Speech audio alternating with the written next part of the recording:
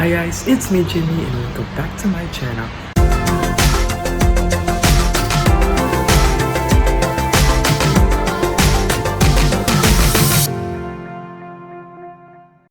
It's been a while since my last video, but just a quick update. Last month, we just finished our surgery and internal medicine rotation duties, and just recently, we just finished our OBGYN and our ophthalmology rotations. And our group decided to finally meet each other after about 7 to 8 months of online internship.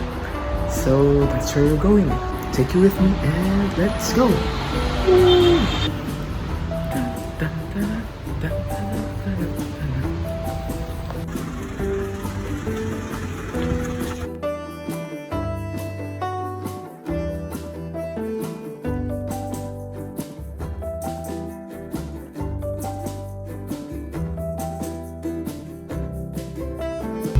So right now we're picking up some of our group mates and yeah, muna na akong update.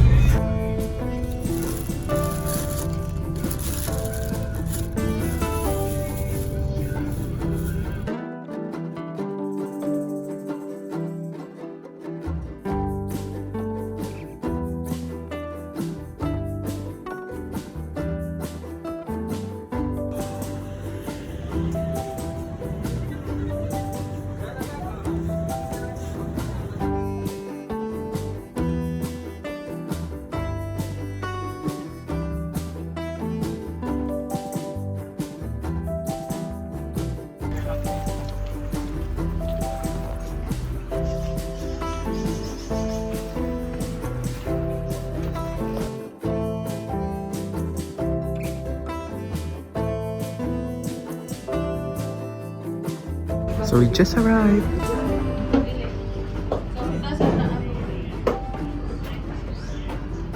Really for you. So those are the people.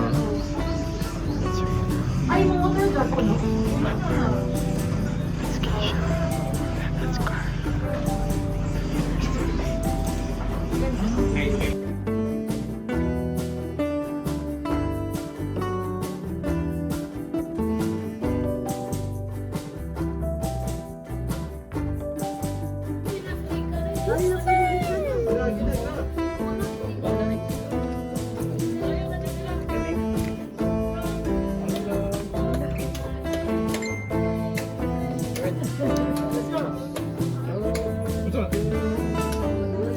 So we are now at Mountain View Nature Park on top of Cebu.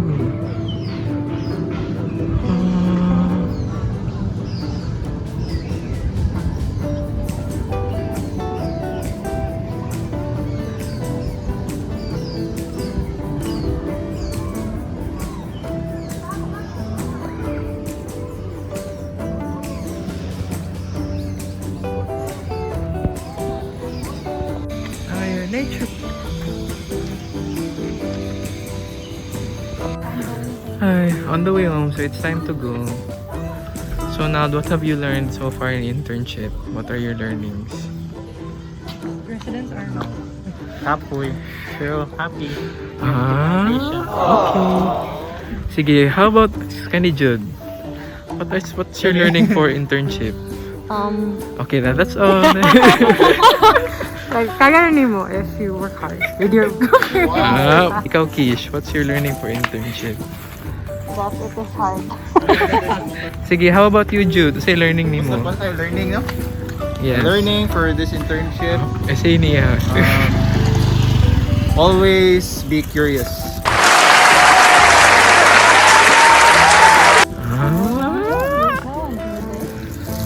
So that's it. Hi guys, it's me, Future Jimmy. I'm editing the video right now and I realized I forgot to close the vlog. So the last 1 to 2 months of intermittent hospital duties have been great.